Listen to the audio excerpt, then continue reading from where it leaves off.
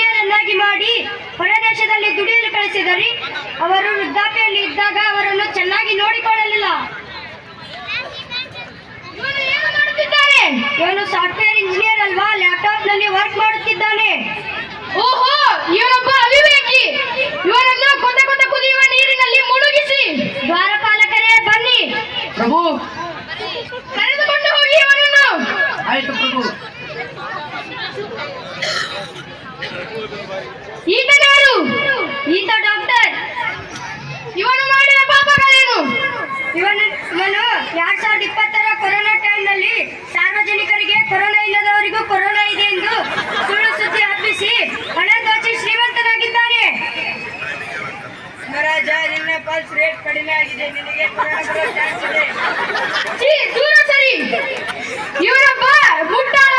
ಇವನನ್ನು ತುಂಡು ತುಂಡಾಗಿ ಕತ್ತರಿಸಿ ದ್ವಾರಪಾಲಕರೇ ಬನ್ನಿ. ಪ್ರಭು, ಕರೆದುಕೊಂಡು ಹೋಗಿ ಇವನನ್ನು.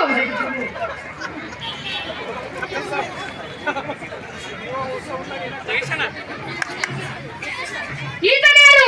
ಈತ KAS ಆಫೀಸರ್. ಇವನು ಮಾಡಿದ ಪಾಪಗಳೇನು?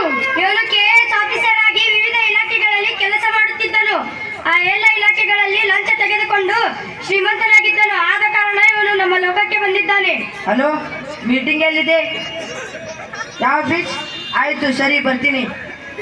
ಇವನು ಏನು ಹೇಳುತ್ತಿದ್ದಾನೆ? ಇವನು KAS ಆಫೀಸರ್ ಅಲ್ವಾ, ಮೀಟಿಂಗ್ ನ ಬಗ್ಗೆ ಚರ್ಚಿಸುತ್ತಿದ್ದಾನೆ. ಓಹೋ, ಇವನೊಬ್ಬ ರಾಸ್ಕಲ್. ಇವನ ನಾಲಿಗೆಯನ್ನು ಕತ್ತರಿಸಿ ದ್ವಾರಪಾಲಕರೇ ಬನ್ನಿ. ಪ್ರಭು, ಕರೆದುಕೊಂಡು ಹೋಗಿ ಇವನನ್ನು.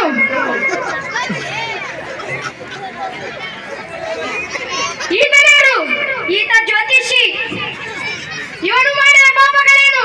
ಇವನು ಜನರಿಗೆ ಸುಳ್ಳು ಜ್ಯೋತಿಷ್ಯ ಹೇಳಿ ಹಣ ದೋಚಿ ಶ್ರೀಮಂತನಾಗಿದ್ದಾನೆ. ಇವನನ್ನು ನೋಡಿದರೆ ಗೊತ್ತಾಗಬಹುದು ಯಮಧರ್ಮರಾಜರೇ. ಧರ್ಮರಾಜರೇ, ನಿಮ್ಮ ಜಾಸ್ತಿ ಇದನ್ನ ಮನೆಯಲ್ಲಿ ಶನಿ ಇದ್ದಾನೆ. ಅಲ್ಲ ಜ್ಯೋತಿಷಿ, ನನ್ನ ಭವಿಷ್ಯವು ಎಲ್ಲರ ಭವಿಷ್ಯ ನನ್ನ ಕೈಯಲ್ಲಿದೆ. ಇವನೊಬ್ಬ ದುರಹಂಕಾರಿ. ಇವನ ಮುಖಕ್ಕೆ ಆಸಿಡ್ ಸಿಡಿಸಿ ದ್ವಾರಪಾಲಕರೇ ಬನ್ನಿ. ಪ್ರಭು, ಇವನು ಕರೆದುಕೊಂಡು ಹೋಗಿ ಇವನನ್ನು. ಆಯ್ತು ಪ್ರಭು. ಈತನಾರು? ಈತ ಒಬ್ಬ ವಿದ್ಯಾರ್ಥಿ. ಇವನು ಮಾಡಿದ ಪಾಪಗಳೇನು? ಇವನು ದಿನವಿಡೀ ಫ್ರೀ ಫೈರ್ ಪಬ್ಜಿ ಆಡಿ ಖಿನ್ನತೆಗೆ ಒಳಗಾಗಿ ನಮ್ಮ ಲೋಕಕ್ಕೆ ಬಂದಿದ್ದಾನೆ. ಓಹೋ, ಇವನೊಬ್ಬ ಮೂರ್ಖ. ಇವನನ್ನು ಮರಕ್ಕೆ ನೇತು ಹಾಕಿ ದ್ವಾರಪಾಲಕರೇ ಬನ್ನಿ. ಪ್ರಭು, ಕರೆದುಕೊಂಡು ಹೋಗಿ ಇವನನ್ನು. ಆಯ್ತು ಪ್ರಭು.